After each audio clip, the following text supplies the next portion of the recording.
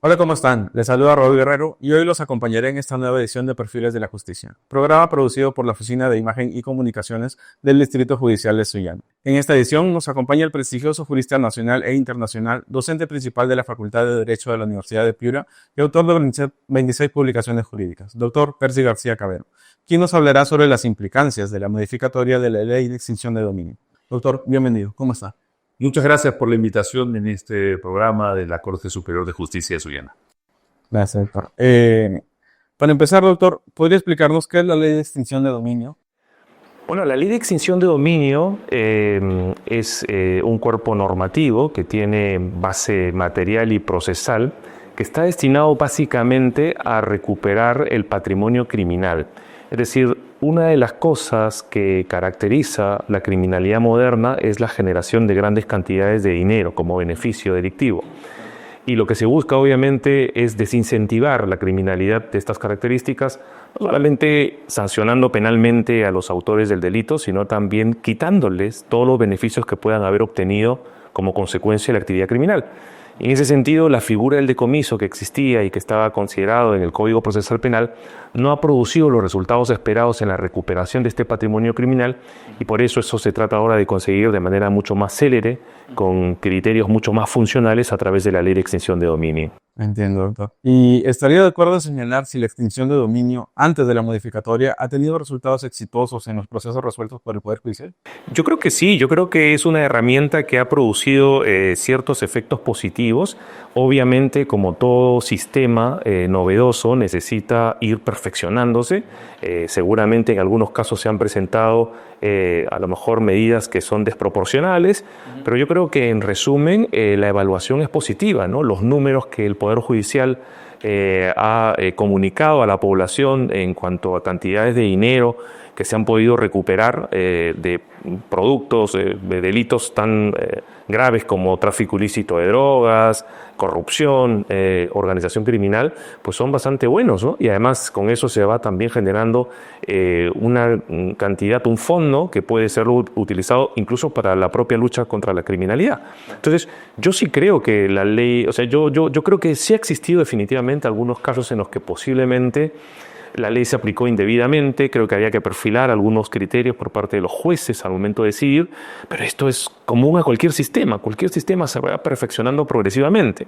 Lo mismo pasó con lavado de activos. Inicialmente pues se hacían interpretaciones incorrectas sobre cómo era el delito previo, qué nivel de autonomía existía, qué se requería a nivel de tipo subjetivo. Bueno, pues con la jurisprudencia y con el pronunciamiento de los jueces eso se ha ido perfilando hasta ir más o menos delimitando un sistema claro de persecución y lavado. Bueno, pues lo mismo habría que esperar con el tema de la extinción de dominio. Es algo que de la noche a la mañana no va a funcionar perfectamente, pero yo creo que los resultados son positivos y lo que había que hacer era ciertamente algunos ajustes.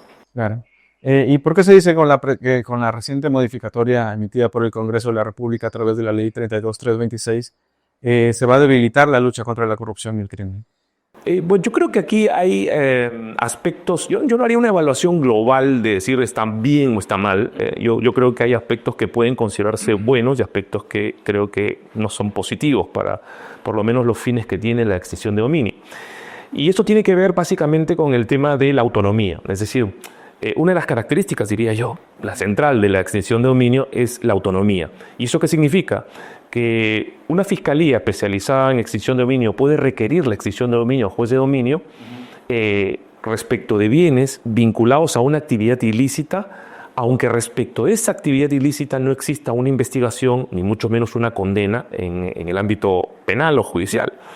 Entonces, eso le permitía, obviamente, al sistema de extinción de dominio poder iniciar acciones, demandar la extinción de dominio de bienes, por ejemplo, de personas que durante el proceso fallecieron. Y entonces se generó una extinción de la acción penal por muerte del imputado, pero había un patrimonio criminal ahí que no se podía decomisar dado que ya no había un pronunciamiento de fondo.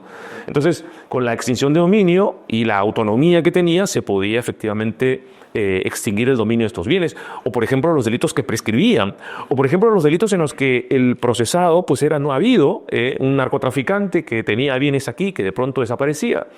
Y de pronto, pues claro, teníamos una gran cantidad de patrimonio que no podíamos recuperar para el Estado a través del decomiso, porque es una consecuencia accesoria que depende de una condena penal en el proceso penal. Entonces, la extinción de dominio tenía convenientemente como característica la autonomía.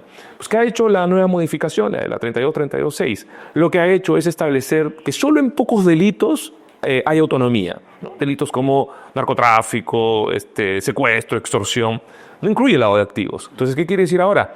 Que para poder, y corrupción tampoco, entonces para poder extinguir dominios de personas que lavan activos o personas que han recibido sobornos, etcétera, etcétera, bueno, hay que esperar a que exista un proceso penal en el que a través de una sentencia firme, o sea, no solamente una sentencia, sino firme, consentida, ejecutoriada, se establezca que se ha cometido el delito. Entonces, solamente a partir de ese momento, el sistema de extinción de dominio va a poder ir contra esos bienes. Pero eso, la verdad, que implica retardar unas medidas que creo que deberían tomarse de manera mucho más antelada, como es precisamente lo que propone la extinción de dominio. Yo creo que en ese punto, sí, la modificatoria no ha dado en el clavo, creo que perjudica el sistema. En mi opinión, y esto es una opinión muy particular, lo que sí debió haberse establecido es que en todo caso, si en el proceso penal por el delito previo existía una absolución estableciendo que no hay delito, entonces, claro, eso tendría que tener cierto efecto vinculante para el sistema de extinción de dominio. Porque si no, claro, imagínate que en el proceso penal te dicen, oye, tú no has cometido delito, efectivamente la conducta que se te atribuye no es delito, y luego la extinción de dominio te dice, oye, sí, es delito y te quito los bienes, como que resulta contradictorio, ¿no? Y yo creo que un sistema que procure la seguridad jurídica debía existir por lo menos una relación de correspondencia en estos casos excepcionales. Pero creo que se ha ido al otro extremo, es decir, creo que en este caso el remedio termina siendo peor que la enfermedad, porque lo que se está haciendo es prácticamente quitarle la fortaleza que tenía el sistema de extinción de dominio al establecer para la gran cantidad de delitos una falta de autonomía, es decir, la necesidad de que exista un proceso previo en el que se le condene a la persona por el delito que ha generado los activos. Entiendo, doctor. Entonces, ¿qué aspectos positivos se podría rescatar de esta ley? ¿Considera que usted debe haber hecho un debate más amplio a nivel del Congreso? Aspectos positivos tiene, creo yo. Por ejemplo, anteriormente la ley de extinción de dominio establecía que los activos que podían ser decomisados por el uso, por el destino, es decir, porque eran instrumentos o porque habían sido obtenidos como consecuencia del delito, eran actividades ilícitas, de manera general. Y eso generaba un problema, porque al decir actividad ilícita, no te estás restringiendo la ilicitud penal, sino que podría incluir la ilicitud administrativa, la ilicitud civil. Y teóricamente, yo nunca he visto un caso así, pero teóricamente, por ejemplo, una ilicitud administrativa podría dar pie a que se pida la extinción de dominio de un bien. Entonces, si yo me paso un semáforo en rojo con mi carro, me extinguen el dominio del carro. Y si yo no tengo la licencia de funcionamiento de un local, me extinguen me extinguen el dominio del local. No he visto un caso así, pero la ley lo permitía al establecer un marco tan general de actividad ilícita. Y si uno revisa la ley modelo de extinción de dominio aprobado precisamente por los organismos de lucha contra las drogas y por la Oficina de Lucha contra las Drogas de las Naciones Unidas, de la Organización de Estados Americanos, ese modelo, esa ley modelo establece claramente que la actividad generadora de los activos tiene que ser delictiva. Entonces, esta ley, la ley 32.6, creo que buenamente ha corregido ese aspecto. Ya no se trata de cualquier ilicitud, sino de una ilicitud penal, es decir, una ilicitud delictiva. Tiene que tratarse de un delito. El hecho generador del activo tiene que ser un delito, no cualquier ilicitud. Entonces, yo creo que esto es un tema positivo. Otro tema que algunos dicen que es positivo es que la indagación patrimonial que antes realizaba la Fiscalía de forma reservada, sin comunicar a los que tuviesen derecho sobre el bien, ahora pues sí tiene que comunicarse. Se mantiene la reserva, pero la reserva para los que no son parte afectada. Por lo tanto, el tercero ya desde un principio conoce la indagación patrimonial. Y eso tiene pros y contras, ¿no? ¿Por qué? Bueno, porque el beneficio es que creo yo que permite la defensa o que la parte que pueda verse afectada en la producción de la prueba, aunque eso se actuará luego en el correspondiente juicio, o sea, en el correspondiente proceso judicial, ya en la etapa judicial, pero claro, el Ministerio Público va produciendo prueba en la etapa de incautación, indagación patrimonial, que es la previa. Y entonces puede ser que en eso se genere cierta situación de indefensión. Pero también es cierto que si tú comienzas a advertir a una persona, lo que va a hacer es desaparecer sus activos, ¿no? Claramente. Es decir, va a buscar mecanismos para que finalmente, cuando termine tu indagación patrimonial, no tengas activos que recuperar. Entonces, yo creo que tendría que haberse encontrado posiciones intermedias, ¿no? Es decir, no un absoluto conocimiento, pero sí posiblemente en ciertas diligencias de investigación que pudiesen afectar derechos de la parte, por ejemplo, una constatación en la que es necesario que la parte afectada también pueda decir algo al respecto, y que luego además se utiliza como una especie casi de prueba preconstituida, por decirlo así, porque ya la actuación está hecha por la Fiscalía y simplemente se lee un acta. A lo mejor en esos casos excepcionales sí permitir la intervención del afectado. Y creo que, como muy bien lo has dicho en tu pregunta, ¿no? ¿Por qué estas cosas pudieron, o sea, pudiendo haberse hecho quizás de manera mucho más técnica, mucho más meditada, ¿por qué se hicieron, digamos, de esta forma, ¿no? Yo creo que porque no ha habido un debate. Yo creo que debió haberse un debate previo, abierto, no simplemente como hace muchas veces el Congreso, que te envía un oficio y dice, si usted tiene algo que decirme a este proyecto de ley, dígamelo. Eso en realidad es una especie de cumplimiento, porque cumplimientos en realidad. No estoy haciendo un debate. Lo que tendría que hacer el Congreso es establecer mesas de discusión, de trabajo, invitar a especialistas nacionales, extranjeros, experiencia afuera, legislación comparada, informes. ¿Qué dice el Poder Judicial? ¿Qué dice el Ministerio Público? ¿Qué dice la Procuraduría? ¿Qué dicen los colegios de abogados? Y bueno, a partir de un debate de perspectivas distintas, traer como consecuencia síntesis beneficiosas para todos, que recojan las preocupaciones, los intereses de todos, ¿no? Entonces, eso faltó, ¿no? Y yo creo que ese es el gran problema de esta ley. Creo que es una ley, reitero, que tiene cosas malas, cosas que perjudican, cosas que pueden ser buenas, aunque quizás debieron formularse mejor. Y bueno, pues yo creo que nuevamente esto es consecuencia de un poco una característica de nuestra legislación, que es un poco la improvisación, ¿no? Es decir, vamos haciendo leyes en función de los momentos y no debatiéndolas con las partes interesadas, con los especialistas, ¿no? Para tratar de hacer la mejor ley posible. Claro. Entonces, ¿considera usted que la Ley 32.326 desconoce el artículo 53 de la Convención de las Naciones Unidas para prevenir la corrupción? 54. La 53 está referido a temas de reparación civil, pero en la 54 efectivamente se establece estos compromisos por parte de los estados de establecer mecanismos de recuperación, de recuperación de activos, incluso, ¿no?, cuando no hay sentencia condenatoria. Y esa es la situación que se presenta en este caso. Es decir, ahora, hay dos formas de resolver este problema, o sea, dos formas de cumplir con la convención. Uno sería permitiendo dentro del propio proceso penal un decomiso sin condena. Es decir, lo que pasa es que ahora es una consecuencia accesoria. Hay algún artículo del Código Procesal Penal que, en mi modesta opinión, permite un decomiso sin condena. Es mi opinión muy particular, muy particular. Creo que es posible, pero bueno, nunca he visto hasta ahora una sentencia que haya por lo menos recogido esa opinión. Entonces, lo que tendríamos que hacer a lo mejor es perfilar el decomiso para que el decomiso pueda también adoptarse en el proceso penal, aunque no haya condena, por ejemplo, porque muere, porque prescribe, porque no se identifica, porque es el procesado es no habido, no hay forma de identificarlo, etcétera, etcétera. Entonces, el proceso no puede continuar, pero eso no impide el pronunciamiento del juez en un decomiso sin condena. Había eso que pensarlo bien para tampoco afectar garantías.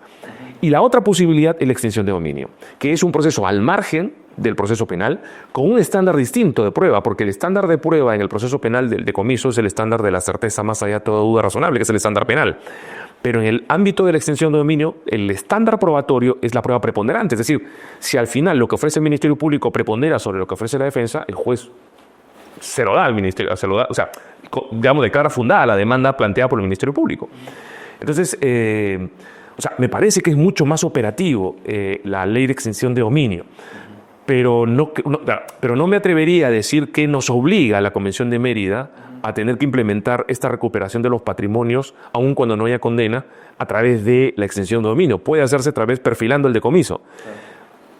Pero si me preguntases a mí personalmente, si yo fuese legislador, yo sí mantendría la extinción de dominio y la fortalecería, pero corrigiendo ciertos datos para evitar los accesos. Yo creo en la que es autonomía absoluta, que permitía, por ejemplo, no extinguir dominio sobre bienes a pesar de que la persona había sido absuelta y se había dicho en el ámbito penal que no había delito. Entonces, claro, los jueces de extinción de dominio decían, no, es que yo soy autónomo.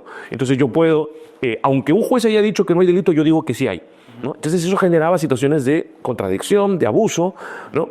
O, por ejemplo, el tema que decía que la ley era una actividad ilícita la que producía el activo, o sea, ilícita, administrativa, civil. Entonces, yo creo que hay que perfilar, yo creo que hay cosas que perfilar. Luego el tema de los terceros de buena fe, eso hay que perfilar, los poseedores que utilizan sus bienes, por ejemplo, tú prestas un bien y el bien lo utilizan para la comisión de un delito, o sea, ¿hasta cuánto puede soportar una persona que ha prestado un bien también la pérdida del bien porque ha sido un instrumento del delito? Entonces, son cosas que se tienen que ir perfilando en la ley, pero para mí es un instrumento adecuado. O sea, si tú me preguntas como legislador, ¿qué haría yo? Es mantener, perfilar, mejorar y bueno, quizás corregir algunas cosas de la modificación que para mi modesta opinión no están bien. Justo nos comenta acerca de la autonomía de los delitos, ¿no? Y cómo afectaría la modificatoria de la ley.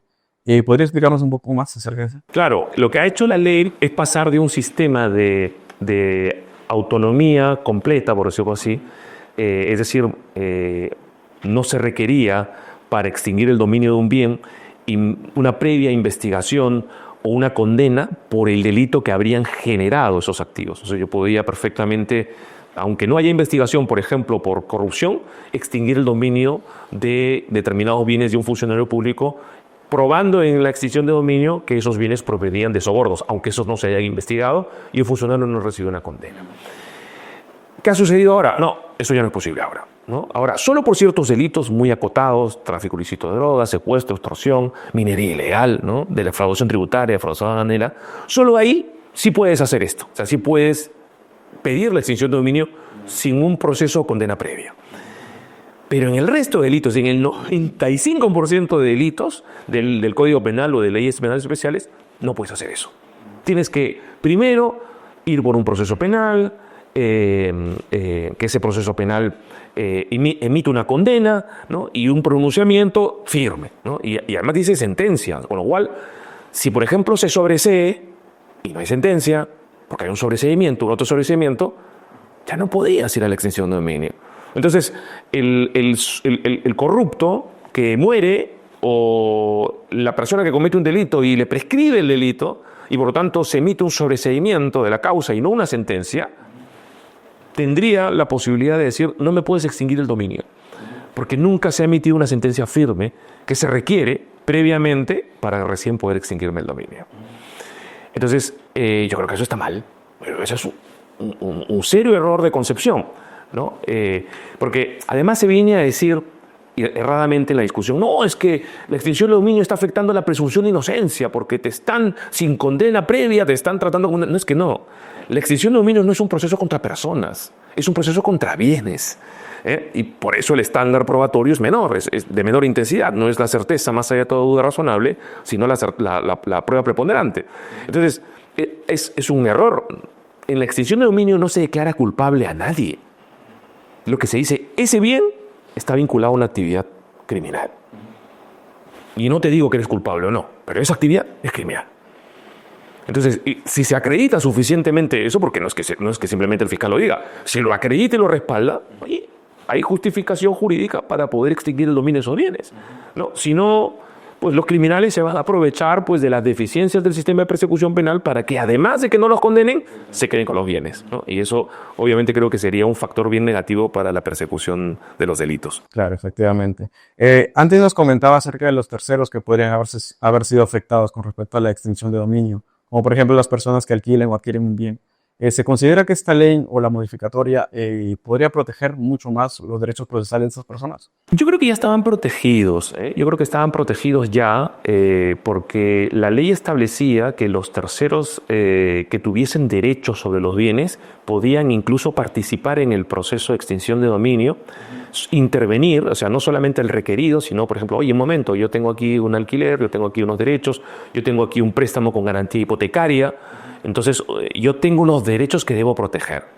Claro, lo que tiene que hacer ese tercero es acreditar su buena fe, ¿no? Porque si no, claro, los criminales lo que hacen es constituyen fideicomisos, prestan, alquilan, hacen determinadas operaciones, porque claro, los delincuentes, sobre todo cuando tienen muchos millones como consecuencia de los delitos, tienen también grandes asesores. Entonces los asesores les dicen qué es lo que tienen que hacer con su patrimonio para que terminen a manos de terceros y esos terceros digan, oye, un momento, me está perjudicando mis derechos. Entonces no vamos a perjudicar tu derecho. Tú como tercero tienes el derecho de poder participar en el proceso y exigir que tus derechos se respeten. Pero tienes que acreditar la buena fe. Y el artículo 66 del reglamento de la Ley de Extinción de Dominio establecía con claridad que esa buena fe no debe ser una buena fe simplemente de no sabía, sino que tiene que ser una buena fe cualificada. Ese es el término que se utiliza. ¿Y qué quiere decir buena fe cualificada? Quiere decir que yo, antes de digamos, adquirir o en todo caso de tener un derecho sobre ese bien, hice una debida diligencia, es decir, un due diligence. Es decir, me he preocupado por averiguar si ese bien no está vinculado a una actividad delictiva. Me he preocupado para ver si esa persona que me está alquilando, si esa persona que me está vendiendo, si esa persona que me está dando en garantía, no está vinculada a una actividad criminal. Y por lo tanto, yo válidamente he de suponer que ese bien sobre el cual estoy adquiriendo derechos es un bien de lícita procedencia.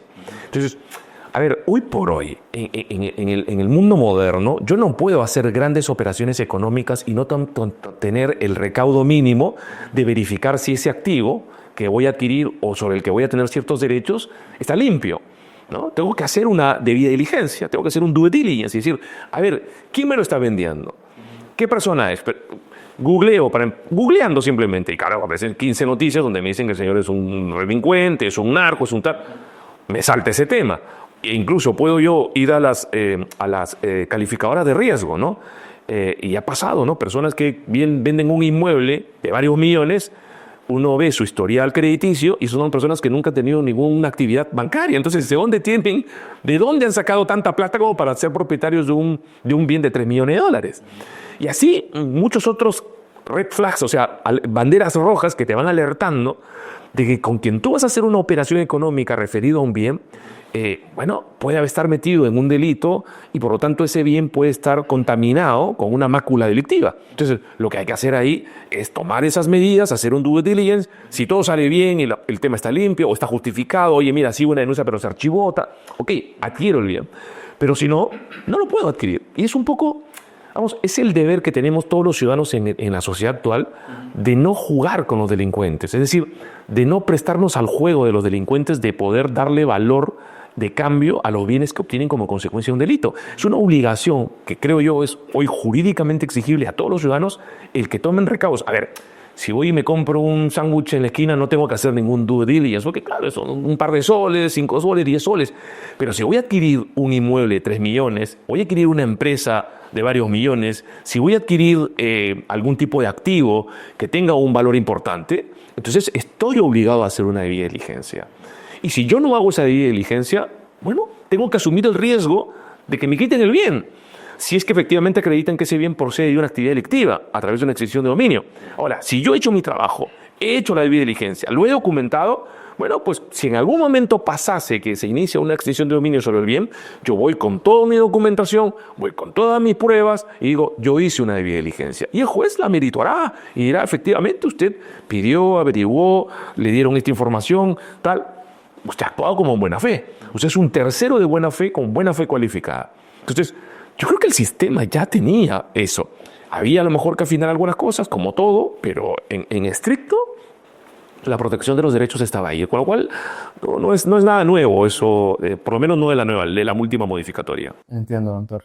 ¿Y podrían haber vacíos como la prescripción de extinción de dominio común o el inicio de la indagación patrimonial de dicha extinción, por ejemplo, que podría favorecer la situación de los actuales, de los expresidentes? Claro, a ver, lo que pasa es que una de las cosas que ha cambiado es que antes no había plazo de prescripción, era imprescriptible extinción de dominio, y así es el estándar internacional. En cambio ahora se ha establecido un plazo, ¿no? Entonces, yo creo que aquí, yo creo que la extinción de dominio, reitero, como se trata de una acción sobre los bienes, no tenemos que utilizar lógicas propias de los delitos. O sea, la prescripción extintiva, o sea, la prescripción de la no persecución es para los delitos, no para acciones sobre bienes.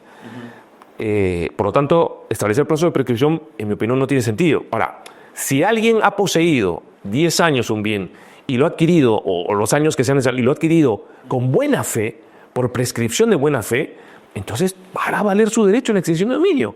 Y vendrá y me dirá, un momento, señor, a mí me vendieron este bien y yo por prescripción lo he adquirido. Y el bien pierde la mácula delictiva, es decir, el bien ya no es de origen delictivo, porque ha sido adquirido con una prescripción adquisitiva de buena fe.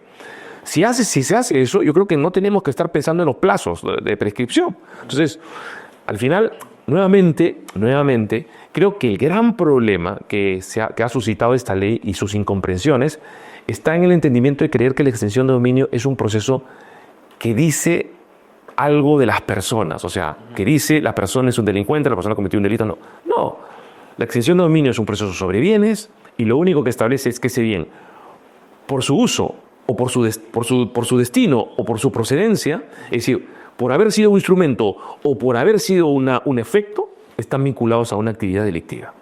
Eso es, si está así vinculado y si se prueba eso en un proceso y no hay un tercero de buena fe que acredita que actúe de buena fe, entonces también se tiene que extinguir a favor del Estado.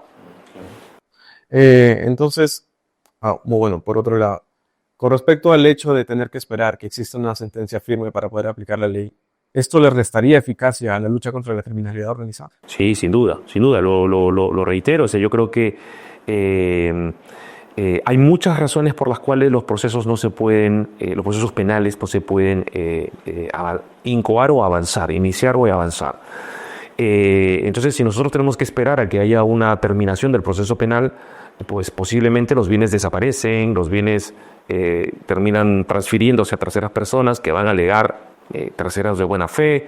Entonces, o sea, la persecución penal, la justicia penal, no solamente debe llegar, sino que debe llegar pronto, ¿no? Porque una justicia que tarda no es justicia. Entonces, si tú lo que haces es establecer mecanismos que no permiten recuperar activos de clara procedencia delictiva, porque hay que esperar los años, que pueden ser muy largos. Imagínense en estas investigaciones, por el caso Lavallato, estamos hablando de investigaciones que ya están llegando a los 10 años. Entonces, claro, si tú esperas esta cantidad de tiempo, pues lo más seguro es que finalmente no haya patrimonio que extinguir, ¿no? Y al final, pues eso genera situaciones de justicia claramente penal, obviamente justicia distributiva. ¿Por qué? Porque el delincuente, no sé si penalmente termina condenado o no, eso ya será el tema penal.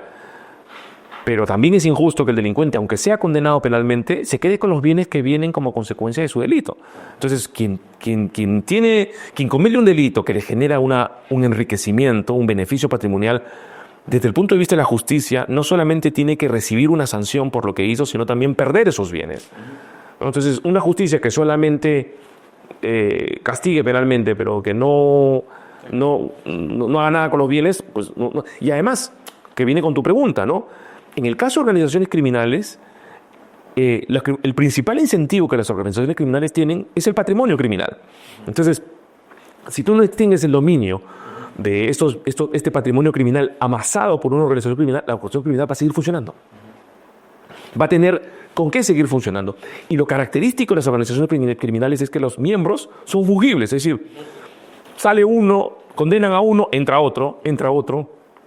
Y entonces al final terminas condenando a algunos por los delitos, pero dejando el patrimonio criminal que los nuevos miembros de la organización van a utilizar para seguir cometiendo delitos. Entonces, no acabas finalmente con la criminalidad organizada, que es el gran problema de nuestro país. Claro, eso sí.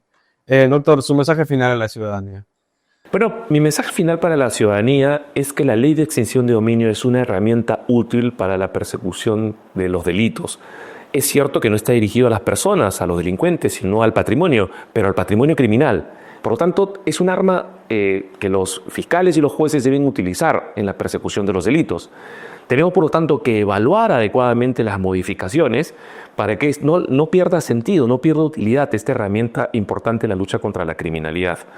En ese sentido, las personas que realizan actividades económicas y que pueden tener ciertos temores sobre si los bienes que de alguna forma adquieren mañana más tarde se los puedan quitar, la única forma de poder asegurar algún tipo de blindaje a los patrimonios que puedan adquirir es precisamente documentando, realizando las cosas de buena fe. Es decir, la buena fe es la barrera infranqueable de la extensión de dominio. Si una persona adquiere un bien y él lo ha hecho de buena fe a través de una investigación, de determinar si realmente lo que está comprando está bien, tiene procedencia lícita, no tiene que temer, lo tiene que simplemente documentar y en su momento, si tuviese la mala suerte de que el bien se vincula a algún delito y hay un proceso de extinción de dominio, tenga la posibilidad de poder acreditar que es un tercero de buena fe y por lo tanto se tiene que respetar su derecho de propiedad. Muchas gracias, doctor, por sus palabras. De esta forma llegamos al final de esta edición de Perfiles de la Justicia. Queremos agradecer al destacado docente principal de la Facultad de Derecho de la Universidad de Piura, doctor Percy García Cabero, y a ustedes por su preferencia e invitarlos a seguirnos por nuestras redes sociales de Facebook, YouTube e Instagram y la señal abierta de Justicia TV. Nos vemos en una próxima edición. Muchas gracias.